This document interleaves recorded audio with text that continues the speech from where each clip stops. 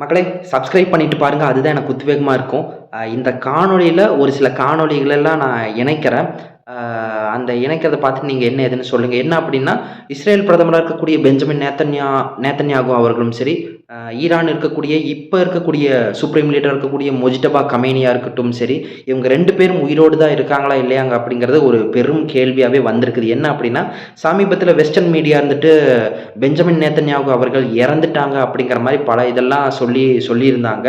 அப்படி இருக்கும்போது நான் உயிரோட தான் இருக்கேன் அப்படின்னு சொல்லி ஒரு காணொளி 2 காணொளி வெளியிட்டிருந்தாரு நேத்தன்யாகு அவர்கள். என்ன அப்படின்னா, ஒரு காஃபி ஷாப்ல ஒரு கேப்பச்சீனோ வாங்கி குடிக்கிற மாதிரி ஒரு காணொளி வெளியிட்டிருந்தாரு. நான் நல்லா தான் இருக்கேன் அப்படிங்கிற மாரி.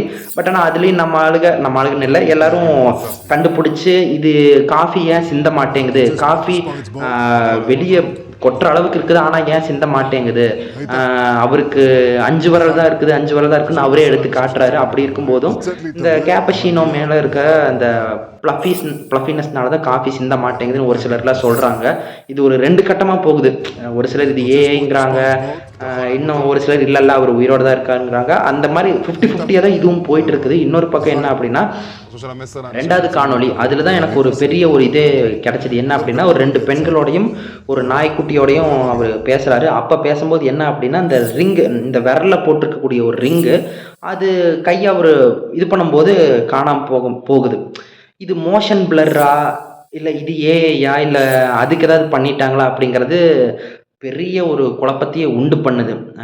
ஏன் அப்படின்னா, இந்த போர் ஆரம்பிச்ச முதல் நாளே நேத்தன்யாகு ஜெர்மனிக்கு போயிட்டாருன்னுலாம் சொல்றாங்க. அது இல்லன்னு சொல்லி திரும்ப அவரே காணொளி எல்லாம் போட்டாரு.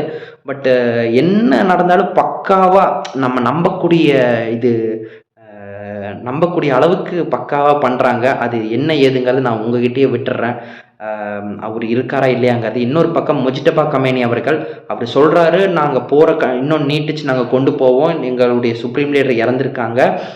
நாங்க பாதிக்கப்பட்டிருக்கோம். பொருளாதார ரீதியாகவும் எங்களுடைய எண்ணெய் கிழங்குகள்லாம் அடிச்சிருக்காங்க அப்படிங்கிறதுக்கெல்லாம் நாங்க கண்டிப்பா பதிலடி குடுப்போம்னெல்லாம் சொல்றாங்க.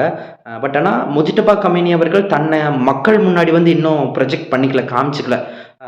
அதுக்கு ஒரு சில காரணங்களும் இருக்கலாம்னுலாம் சொல்றாங்க. ஒருவேளை அவர் இருக்கக்கூடிய இடம் எங்க இருக்குன்னு தெரிஞ்சிருச்சு அப்படின்னா, இஸ்ரேலும் மொசாடும் இவரை தாக்குறதுக்கான வாய்ப்பு இருக்குது. அதே தான் நேத்தன்யாகு அவர்களுக்கும். ஒருவேளை நேத்தன்யாகு அவர்கள் எங்க இருக்காங்க, எப்படி இருக்காங்க, அந்த காஃபி ஷாப்ல என்ன ஏதுன்னு ஈரானுக்கு தெரிஞ்சிருச்சு அப்படின்னாலும், ஐஆர்ஜிசிக்கு தெரிஞ்சிருச்சுனாலும், இதையே வச்சுக்கிட்டு பெஞ்சமின் நேத்தன்யாகு தாக்குவாங்க அப்படிங்கிற பார்வையெல்லாம் இருக்கு அப்படிங்கிறதெல்லாம் சொல்றாங்க. நிறைய குழப்பங்கள் இருந்தாலும் நான் உங்ககிட்ட விட்டுறேன். இது என்ன ஏது அப்படிங்கிறத நீங்க சொல்லுங்க கமெண்ட்ஸ்ல. சப்ஸ்கிரைப் பண்ணிட்டு பாருங்க. நன்றி.